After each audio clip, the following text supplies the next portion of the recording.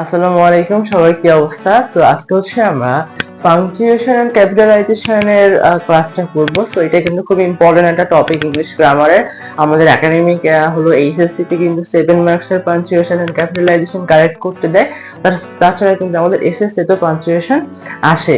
তো তার জন্য আমরা আজকে পাংচুয়েশনে একদম এ টু জেড যতগুলো পাংচুয়েশন আছে সবগুলোর ব্যবহার এক নজরে শেখার ট্রাই করব খুবই অল্প সময়। যদি কেউ এই কাজটা সম্পূর্ণ করতে পারে, আমি বিলিভ করি যে এই কারণ হলো পাঞ্চুয়েশন আর ক্যাপিটালাইজেশনের কোনো সমস্যা থাকবে না।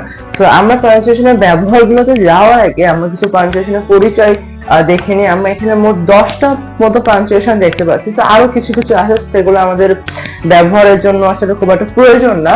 তো আমরা প্রথমে দেখতে পাচ্ছি ফুল স্টপ। আমি পাশে হলো এগুলো চিহ্ন দিয়ে রেখেছি। তো ফুল স্টপ একটা মানে ডট, তারপর হলো কমা, কমা তো আমরা সবাই দিতে পারি।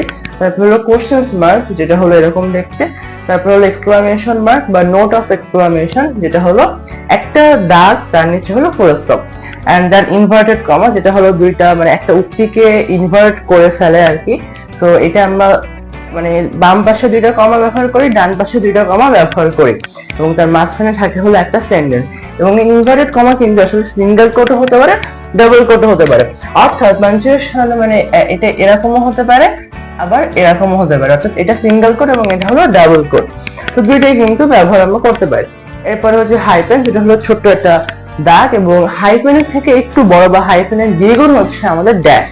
তারপর হলো কোলন, দুইটা ফুল স্টপ। তারপর হলো সেমিকোলন, প্রথমে ফুল স্টপ, তারপরে হচ্ছে কমা, এটা পরিচয় কিন্তু সেমিকোলন, এবং অ্যাপোস্ট্রফি। এটা হলো অ্যাপোস্ট্রফি হলো উপরে যদি আমরা ওয়ার্ডের উপরে যদি কোনো কমা দিই তখন সেটা অ্যাপোস্ট্রফি বলে, বা অ্যাপোস্ট্রফির পরে যদি এস থাকে তখন আমরা সেটাকে অ্যাপোস্ট্রফি এস বলি। সো এইগুলো হলো পাঞ্চুয়েশনের কিছু সাধারণ পরিচয়। এবার আমরা একে একে এই পাঞ্চুয়েশন গুলোর ব্যবহার দেখবো। আচ্ছা, আমরা প্রথমে দেখতে পাচ্ছি হলো কমা। তো আমরা কমা কোথায় কোথায় ব্যবহার করব সেইগুলোর ব্যবহার দেখব, এবং ধাপে ধাপে আমরা প্রত্যেকটা পাঞ্চুয়েশনের ব্যবহার কিন্তু জানবো।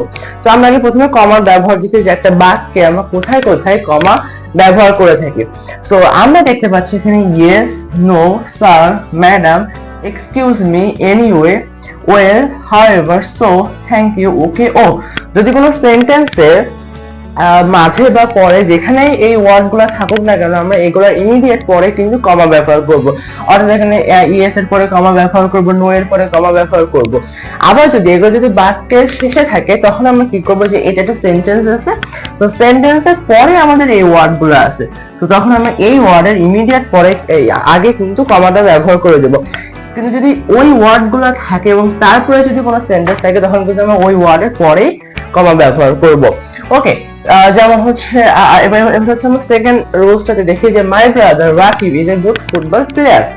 সো এই এই উদাহরণে যে রাকিবের পূর্বে এবং রাকিবের পরে কিন্তু আসলে কমা বসেছে, কারণ হলো এটা অ্যাপোজিটিভ করা হয়েছে। যে এখানে মাই ব্রাদার, এখানে মাই ব্রাদার সম্পর্কে অতিরিক্ত যে তথ্যটা দেওয়া হচ্ছে রাকিব, এই যে অতিরিক্ত তথ্য বা এক্সট্রা ইনফরমেশন যখন আমরা দিব এই সাবজেক্টের পরে, তখন হলো ওই অতিরিক্ত তথ্যের আগে এবং পরে আমরা কমা ব্যবহার করব। কারণ হলো my brother is a good football player, আমার কিন্তু মেইন সেন্টেন্সটা ছিল এইটা। এখন আমি এই সাবজেক্টের পরে একটা আমি সাবজেক্ট বা একটা এক্সট্রা তথ্য নিয়ে আসি, যেটা কোনো একটা নাউন। তো সেই নাউনের আগে অথবা আগে এবং পরে দুই পাশে আমরা কমা ব্যবহার করব। এটা কিন্তু খুবই গুরুত্বপূর্ণ একটা উদাহরণ, পরীক্ষার সময় প্রায় আমাদের এই কমার ব্যবহারটা কিন্তু আমরা ভুল করে থাকি। এরপরে দেখি brother, what are you selling. সেখানে ব্রাদার কিন্তু একটা সম্বোধন সূচক শব্দ মানে হিসাবে ব্যবহার করা হচ্ছে। সম্বোধনের পরে আমরা কমা ব্যবহার করবো। যে সিস্টার বা হলো রাকিব, বা যদি কোনো সাবজেক্টকে আমরা সম্বোধন করি তখন আমরা কমা ব্যবহার করব। আর সম্বোধন সূচক শব্দগুলো বোঝার উপায় হলো যে একটা সেন্টেন্স, একটা পূর্ণ সেন্টেন্সের আগে যদি বা পরে যদি হচ্ছে কোনো একটা নাউন থাকে, তখন সেই নাউনের আগে আমরা মানে পরে হচ্ছে আমরা কমা ব্যবহার করব। এইটা আমরা সম্বোধনসূচক শব্দ চেনার উপায়, যে একটা পূর্ণাঙ্গ সেন্টেন্স আছে, সেই পূর্ণাঙ্গ সেন্টেন্সের আগে বা পরে হচ্ছে আমাদের একটা এক্সট্রা সাবজেক্ট আছে, তো সেই সাবজেক্টের আগে বা শেষে থাকলে তার আগে ব্যবহার করব, আর প্রথমে থাকলে তার পরে ব্যবহার করব। আচ্ছা, এরপরে হচ্ছে দেখতে পাচ্ছি দো, অলদো, ভার্বের মানে প্রেজেন্ট ফর্মের সাথে আইএনজি, তারপরে সিন্স, হোয়েন, অ্যাজ, তারপর হলো ইফ, আনলেস। এইগুলো যখন কোনো সিম্পল সেন্টেন্সের ভিতরে থাকে তখন আমরা এগুলো পরে কিন্তু হচ্ছে কমা ব্যবহার করব। যেমন going there you can see many birds. তো এখানে গোয়িং দেয়ার, এখানে গো হচ্ছে V1 এবং তার সাথে আমরা এখানে আইএনজি যুক্ত করছি। সো গোয়িং দেয়ার যেহেতু এটা একটা ক্লজের ভিতরে অংশ, তো সেই ক্লজের পরে আমরা কমা ব্যবহার করব। ঠিক দো he is poor he is honest. So এখানে দো কিন্তু আমরা দেখতে পাচ্ছি একটা ক্লজের ভিতরে আছে, হি ইজ পোর এটা কিন্তু আরেকটা ক্লজ। সো এই যে একটা ক্লজের পরে এই যে সাবঅর্ডিনেট ক্লজের ভিতরে যে এই ওয়ার্ডগুলোর ভিতরে একটা আছে, সো এই ক্লজের পরে আমরা কমা ব্যবহার করব এবং এই সেন্টেন্সগুলো সাধারণত আসলে সিম্পল সেন্টেন্সে হয়। এট লাস্ট উদাহরণ, এটা আমরা সবাই পারি যে কমা কোথায় কোথায় ব্যবহার করা হয়। যে একই ওয়ার্ড যদি সমজাতীয় ওয়ার্ড যদি আসে তখন আমরা এর পরে কমা ব্যবহার করি যতক্ষণ না এন্ড শব্দটা চলে আসে। যেমন এখানে pizza, burger, sandwich, cold drinks এগুলো কিন্তু একই জাতীয় ওয়ার্ড বা একই পার্টস অফ স্পিচ।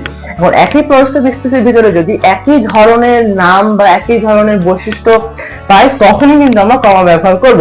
যেমন এখানে প্রত্যেকটা নাউন, কিন্তু এই নাউনগুলোর নির্দিষ্ট পরিচয় হচ্ছে এগুলো সব হচ্ছে খাবারের নাম।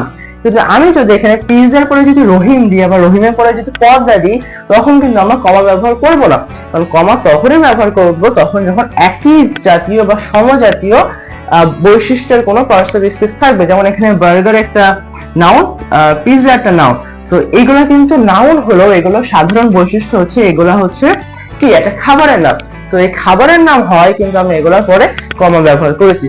তো এই যে বৈশিষ্ট্যগুলো আমরা দেখতে পাচ্ছি এই সবগুলাই কিন্তু আসলে কমার ব্যবহার।